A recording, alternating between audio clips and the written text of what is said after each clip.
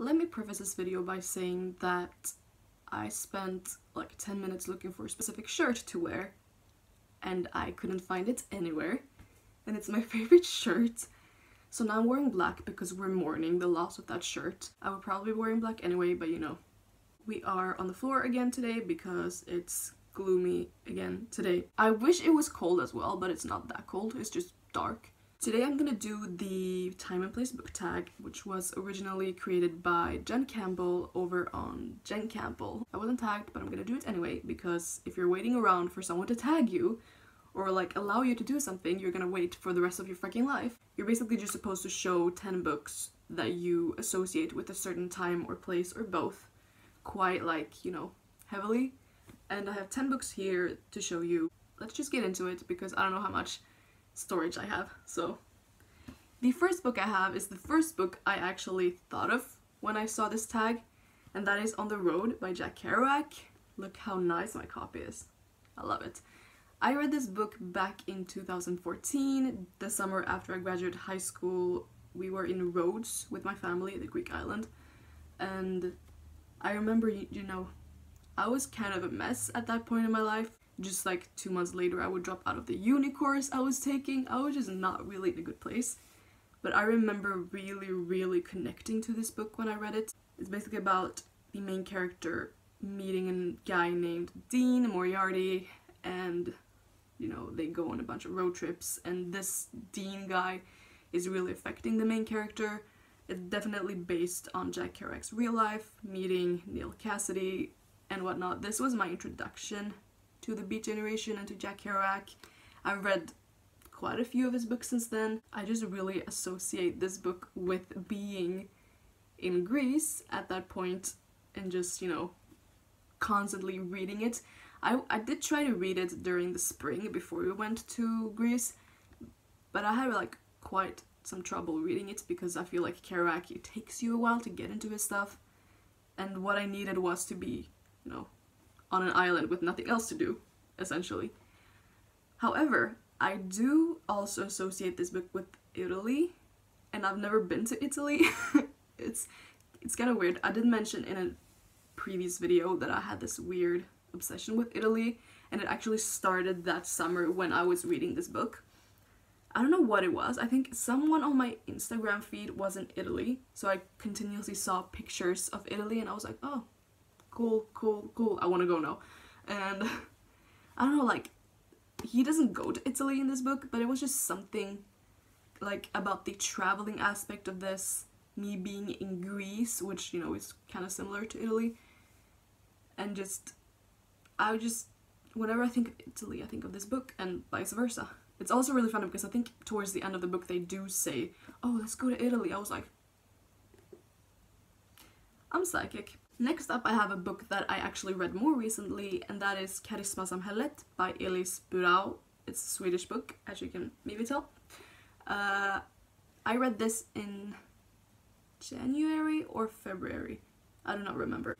I took a creative writing class last year, and we were talking about nonfiction and stuff during that point, and I had a classmate actually who talked about this book because it's very much, sort of like Kerouac, it's very much based around real stuff but written as a novel, sort of. And he was talking about this, and I thought it sounded so fucking interesting that I went out and got myself an old copy. I bought it. I very rarely buy books, especially Swedish books. But it just sounded really interesting. It's essentially about this sort of like group of youths, I guess. They're maybe around my age, I'm 22, like up to like 26 maybe. And like their lives, it's written very, in like a very special way. It's kind of abstract in a way. But I have actually read Elis Burau's poetry since then, and I really like it. And I associate this book basically with that, like those couple of weeks. I read this in like 2 days or something. But like around that time, oh, I forgot to mention, the friend who was talking about this, the classmate, actually knows this author, like they're friends. So basically we went to a poetry reading, the first ever poetry reading I've ever been to, where the author was supposed to read, as well as some other people, and it was just a very nice experience. I was there with one of my classmates that I got like closest to, and then we met, you know, the person who knew this author and another classmate. It was just a lot of fun, and then we went out. I was like this close to the author throughout like his reading. It was so awkward. I was like, and I was like, I could talk to him, you know, he's like standing right next to me, you know, during breaks and stuff, but I didn't. And then we went out to a bar, me and my classmates and like some of their friends and stuff, and we actually sat with the author at one point. I was just like starstruck. I just really associate the book with that time when I started like going out a little bit more with some of my classmates, doing some fun stuff. I miss that.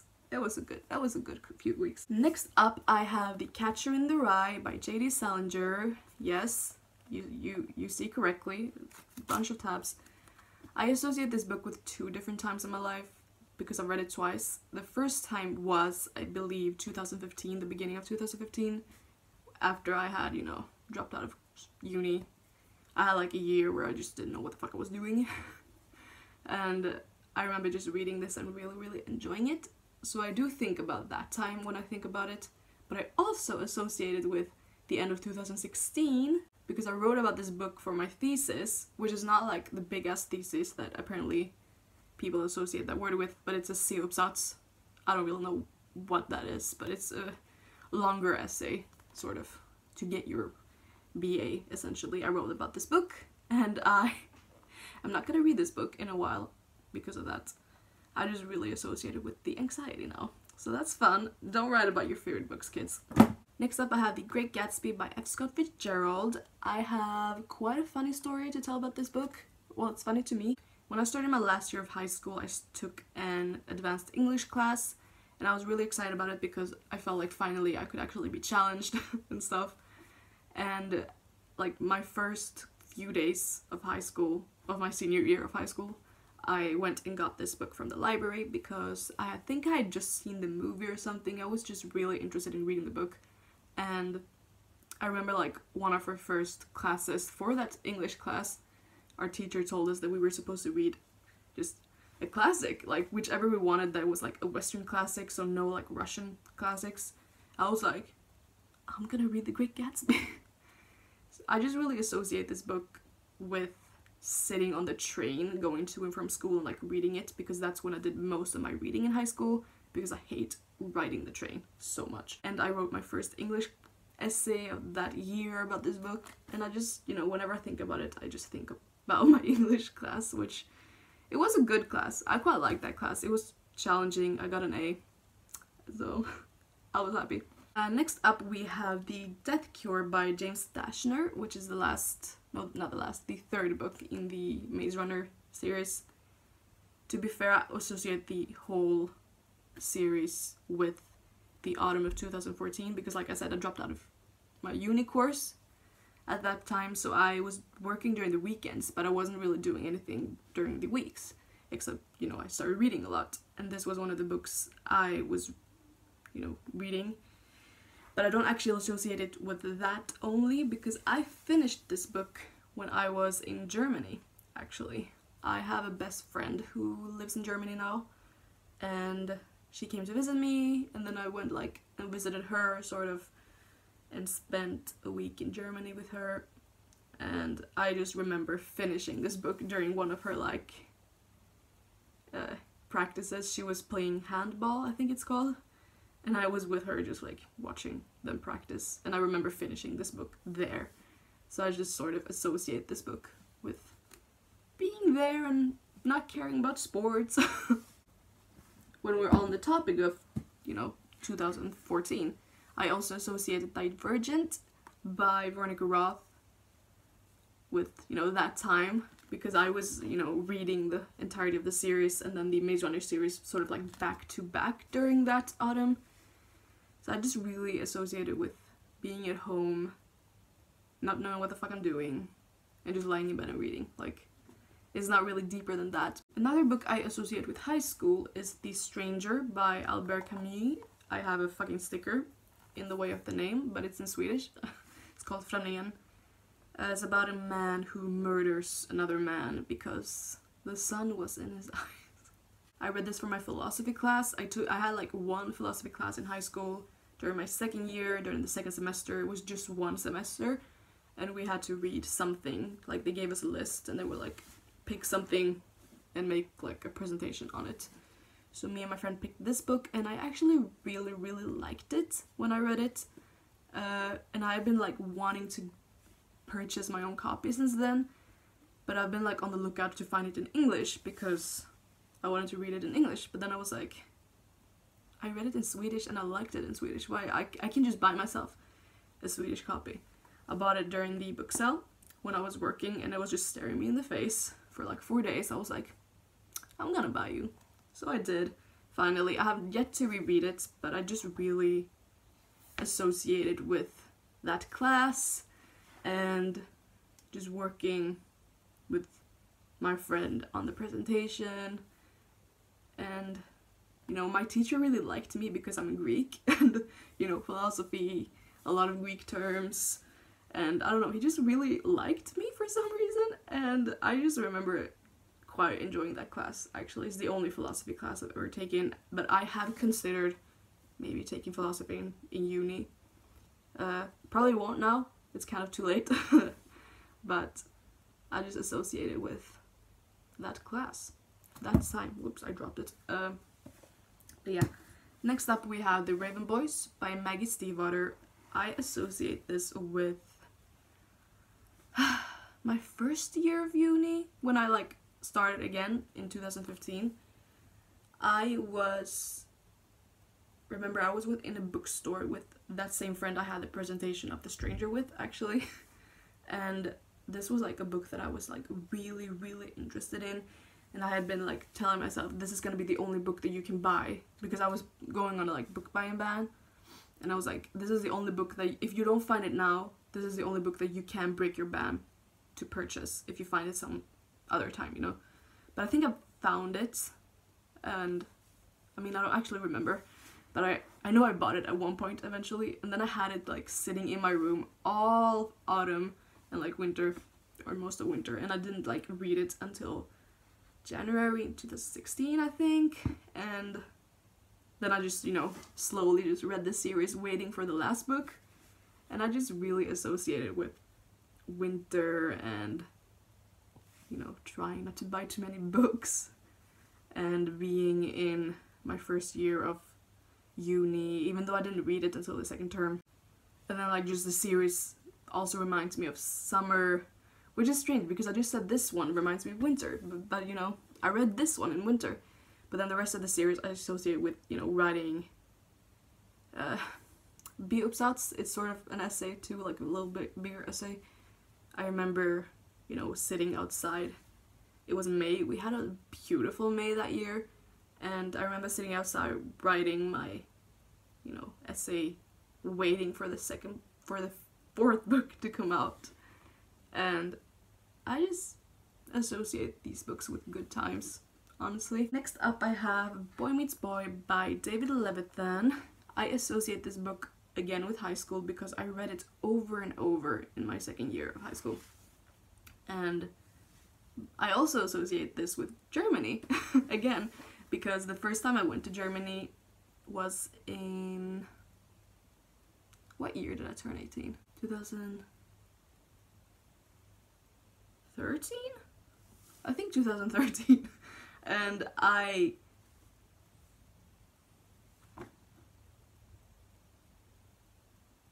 yeah, 2013. I went to visit that friend who lived in Germany to like surprise her for her 18th birthday, and this was one of the books I brought with me.